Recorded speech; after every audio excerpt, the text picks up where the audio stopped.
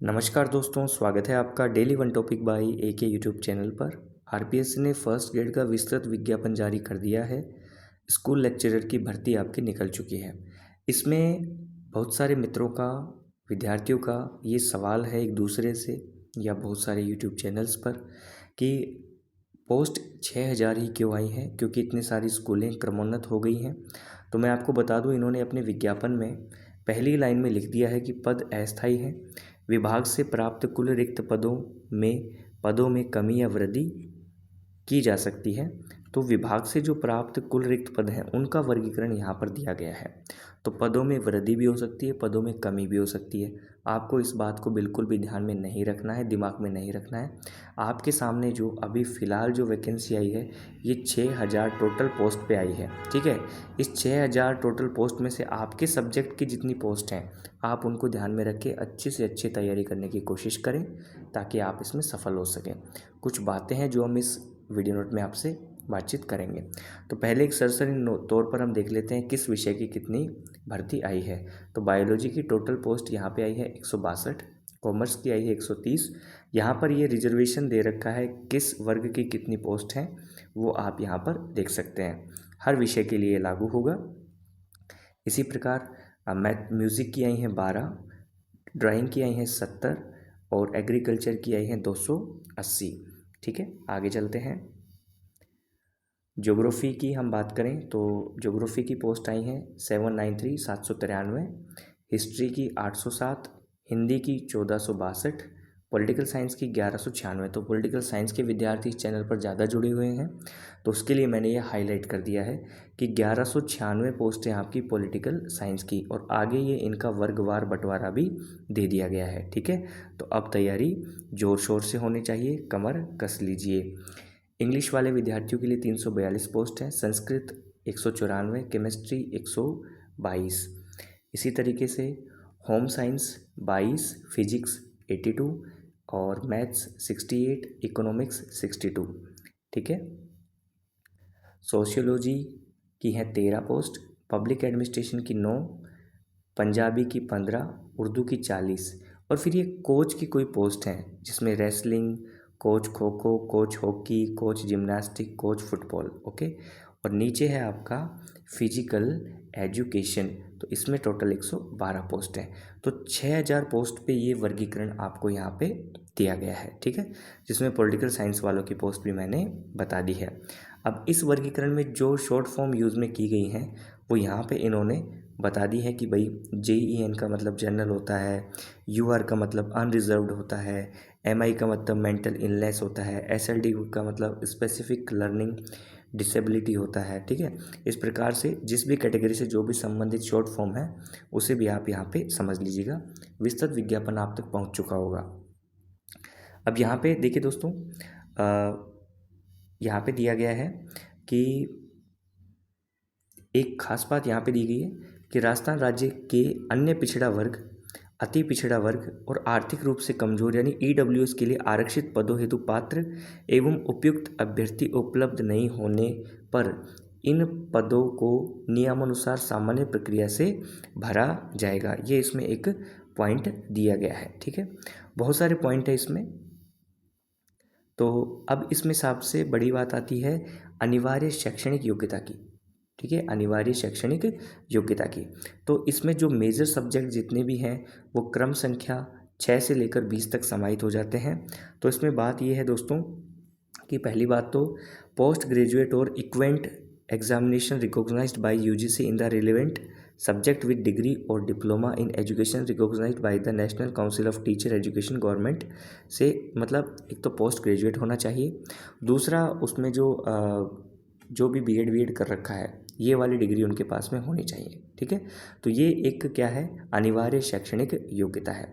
अब आप कहेंगे कि साहब इसमें परसेंटेज वाला, मिनिमम परसेंटेज की कोई बात है तो मैं ये बता दूं कि इस विज्ञप्ति में मिनिमम परसेंटेज की कोई भी बात नहीं दी गई है, ठीक है। और अब देखो, शैक्षणिक अर्हता संबंधी प्रावधान, पद की अपेक्षित शैक्षणिक अर्हता अंतिम वर्ष में सम्मिलित हुआ हो या सम्मिलित होने वाला व्यक्ति भी आवेदन के लिए पात्र होगा, किंतु उसे आयोग द्वारा आयोजित प्रतियोगिता परीक्षा से पूर्व शैक्षणिक अर्हता अर्जित करने का सबूत देना होगा। मतलब मान लो परीक्षा होती है आपकी, फॉर एग्ज़ाम्पल, ये कोई डेट नहीं है, फॉर एग्ज़ाम्पल परीक्षा आपकी आज होने वाली है, ठीक है, मतलब 29 अप्रैल है, इसको परीक्षा होने वाली है। तो आपको आज की तिथि से पहले आपने सारी क्वालिफिकेशन पूरी हो जानी चाहिए परीक्षा की तिथि से पहले, ठीक। आयु सीमा की बात करें तो 1 जनवरी 2023 को गणना की जा रही है। न्यूनतम 21 वर्ष और अधिकतम 40 वर्ष से कम होनी चाहिए। फिर यहाँ पर जो है आयु में छूट यहाँ पर दी गई है, जिसे आप इस प्रकार देख सकते हैं कि राजस्थान राज्य के अनुसूचित जाति, अनुसूचित जनजाति, अन्य पिछड़ा वर्ग, अति पिछड़ा वर्ग, आर्थिक रूप से कमजोर वर्ग के पुरुष अभ्यर्थियों को 5 वर्ष की छूट दी जाती है। और यहाँ पर महिला की बात करें तो इनको 10 वर्ष की छूट दी जाती है। सामान्य यानी जनरल कैटेगरी की महिलाओं को 5 वर्ष की छूट दी जाती है। और विधवा और विच्छिन्न परित्यक्ता महिला के लिए अधिकतम आयु सीमा नहीं है, ठीक है। तो ये कुछ इसमें महत्वपूर्ण बातें हैं जो आप तक पहुंचानी होती हैं।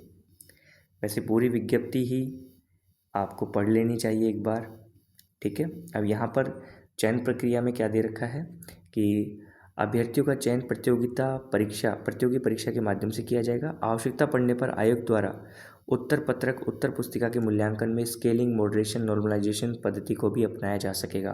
पहले इन्होंने विज्ञप्ति में दे दिया है। परीक्षा का माह, स्थान यथा समय सूचित कर दिया जाएगा।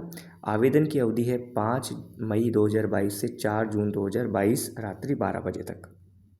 ये इसकी आवेदन की अवधि है। आवेदन प्रक्रिया यहाँ पर दी गई है कि किस प्रकार से आपको आवेदन करना है, ठीक है। तो rpsc.rajasthan.gov.in पर उपलब्ध ऑनलाइन आवेदन पत्र को भरकर आवेदन करना है, ठीक है।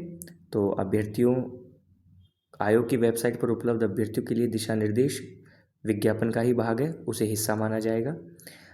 और अब एक ऑनलाइन आवेदन करने के लिए अभ्यर्थियों को आयोग के ऑनलाइन पोर्टल पर उपलब्ध अप्लाई ऑनलाइन लिंक पर क्लिक करके या SSO पोर्टल पर लॉगिन करके यहाँ पर रिक्रूटमेंट पोर्टल का चयन करके 1 टाइम रजिस्ट्रेशन करना होगा, OTR। अब देखो इस OTR को आपको बहुत ध्यान से भरना होगा, 1 टाइम रजिस्ट्रेशन, ठीक है ना। तो इसमें जो आपको OTR में भरना पड़ेगा वो अभ्यर्थी का नाम, पिता का नाम, जन्म तिथि, लिंग, सेकेंडरी समकक्ष परीक्षा का एवं आधार कार्ड, पैन कार्ड, जो भी इनमें से एक ID है आपके पास में, इसको आपको अपलोड करना अनिवार्य होगा। इसे आप OTR 1 टाइम रजिस्ट्रेशन को बहुत ध्यानपूर्वक भरें या भरवाएं, क्योंकि इसमें जो अभ्यर्थी का नाम होगा, पिता का नाम होगा, जन्म तिथि होगी, लिंग होगा, इसमें किसी प्रकार का परिवर्तन, संशोधन किया जाना संभव नहीं होगा, ठीक है। तो ये आप ध्यान से भरिएगा OTR वाला सिस्टम। ऐसा नहीं कि जल्दबाजी करें, किस काहे की जल्दबाजी है, आराम से भरना। और फिर अभ्यर्थी यदि किसी अपने आवेदन में संशोधन करना चाहते हैं तो अंतिम तिथि के 10 दिन के भीतर 500 रुपये लगेंगे और आपका वहाँ पे ऑनलाइन सुधार हो जाएगा। स्कीम एंड सिलेबस ऑफ, यहाँ पे जो आपका स्कूल लेक्चरर का स्कीम है, यहाँ पे 450 नंबर के पेपर होंगे, ठीक है। पेपर फर्स्ट 150 नंबर का, पेपर सेकंड 300 नंबर का। यहाँ पे पेपर फर्स्ट 1.5 घंटे का होगा और पेपर सेकंड 3 घंटे का होगा। सारे क्वेश्चन ऑब्जेक्टिव टाइप आएंगे, नेगेटिव मार्किंग एप्लीकेबल होगी, और ठीक है। और wrong answer shall mean an incorrect answer और मल्टीपल आंसर्स, ठीक है। अगर एक से ज़्यादा आपने भर दिए या गलत भर दिया तो वो रॉन्ग में ही कैटेगरी में आएगा। अब देखिए यहाँ पर एक खास बात है, the minimum qualifying marks for each paper shall be 40%, provided that the percentage fixed as above shall be relaxed by 5% the candidates belonging to the scheduled caste and scheduled tribes. मतलब SC और ST को 5% की यहाँ पर छूट दे दी जाती है। जो मिनिमम आपको क्वालिफाइंग मार्क्स लाने हैं 40%, बाकियों की यहाँ पे छूट की बात नहीं की गई है, ठीक है। तो जनरल स्टडीज़ जो फर्स्ट पेपर होगा 1.5 घंटे का, इसके अंदर history of Rajasthan and Indian history with special emphasis of Indian national movement, और mental ability test, statistics secondary level, mathematics secondary level, language ability test Hindi और इंग्लिश, करंट अफेयर्स और general science, Indian polity, geography of Rajasthan, educational management, educational scenario in Rajasthan, right to children to free and compulsory education act 2009। ये first paper में आपका मोटे तौर पे एक syllabus है, बड़ा सिलेबस आपके पास है। सब्जेक्ट सेकंड आपका ड्यूरेशन तीन घंटे का होगा, जिस भी आप सब्जेक्ट से अप्लाई कर रहे हैं। जैसे पॉलिटिकल साइंस का है तो knowledge of subject concern senior secondary level, फिर आपका ग्रेजुएशन लेवल, फिर आपका पोस्ट ग्रेजुएशन लेवल, और फोर्थ पार्ट आपका है इसमें education psychology, pedagogy, teaching learning material, use of computers and information technology in teaching learning. तो ये सिलेबस में जो इनका जो स्कीम है एग्ज़ाम का, इसमें किसी प्रकार का कोई भी परिवर्तन नहीं किया गया, पहले के जैसा ही है। विस्तृत सिलेबस भी जल्दी जारी कर दिया जाएगा। ठीक है, तो ये इसकी एक हमने मोटे तौर पर इस विज्ञप्ति को देख लिया है।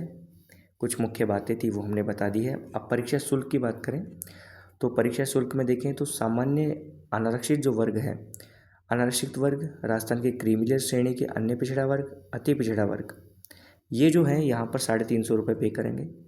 नॉन क्रीमिलियर, अन्य पिछड़ा वर्ग, अति पिछड़ा वर्ग, EWS 250 रुपये पे करेंगे। निःशक्तजन, राजस्थान के अनुसूचित जाति, अनुसूचित जनजाति वर्ग और जिनकी पारिवारिक आय 2.5 लाख रुपये से कम है वो 150 रुपये। TSP क्षेत्र के अनुसूचित जाति, अनुसूचित जनजाति और 12 जिले के समस्त तहसीलों के शहरिया जाति हेतु 150 रुपये तय है। ठीक है, अब अगर आप यहाँ पे 2.5 लाख से कम इनकम दिखा देते हैं और आप 150 रुपये दे देते हैं तो आप ध्यान में रखिएगा कि आपको यहाँ पर आय प्रमाण पत्र प्रस्तुत करना पड़ेगा, आय प्रमाण पत्र प्रस्तुत करना पड़ेगा। ठीक है, राजस्थान राज्य द्वारा सभी वर्गों के अभ्यर्थियों के लिए आर्थिक स्थिति को दृष्टिगत लिए गए निर्णय में सभी वर्ग के ऐसे अभ्यर्थी जिनके पारिवारिक वार्षिक आय 2.5 लाख रुपये से कम है के लिए भर्ती परीक्षा चयन प्रवेश करने के लिए अनुसूचित जाति, अनुसूचित जनजाति के अभ्यर्थियों के समान ही आवेदन शुल्क लिया जाएगा। उक्त परिपत्र के अनुसार राजस्थान राज्य के जिन अभ्यर्थियों के द्वारा ऑनलाइन आवेदन के समय ध्यान रखिएगा परिवार की वार्षिक आय 2.5 लाख रुपये से कम होने का विकल्प चुना है, उन अभ्यर्थियों को पात्रता जांच साक्षात्कार के समय आय प्रमाण पत्र प्रस्तुत करना होगा। उक्त लाभ राजस्थान राज्य के अभ्यर्थियों को ही देय होगा। राजस्थान राज्य से भिन्न राज्यों के आवेदकों को सामान्य वर्ग हेतु निर्धारित शुल्क का भुगतान करना होगा। ध्यान रखिएगा जब डॉक्यूमेंट वेरिफिकेशन होगा तो आपको आय प्रमाण पत्र देना होगा। ऐसे नहीं कि 2.5 लाख भर दे, कभी आय प्रमाण पत्र नहीं बना तो दिक्कत हो जाएगी। इसलिए आप यहाँ पे 100-125 रुपये का लालच ना करें, जो कैटेगरी आपकी सही है उसी को आप चयन करें। ठीक है, आपकी ईमेल आईडी, फ़ोन नंबर ये सही अंकित कर देना ताकि आपको समय समय पर सूचना भेजी जा सके। तो ये बहुत सारी बातें हैं इस विज्ञप्ति में। ठीक है दोस्तों,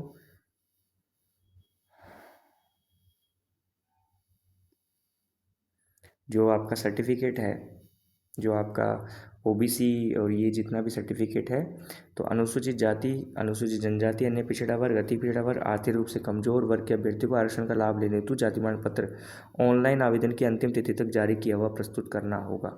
ओके,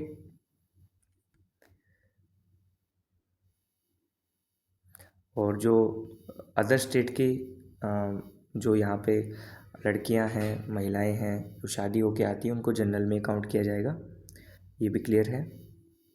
तो ऐसी बहुत सारी बातें इस विज्ञप्ति में। तो जितनी पोस्ट थी आपको उसके बारे में बता दिया, आवेदन शुल्क बता दिया, तिथि बता दी, जो जो चीज़ें आपको ध्यान में रखनी है वो बता दी।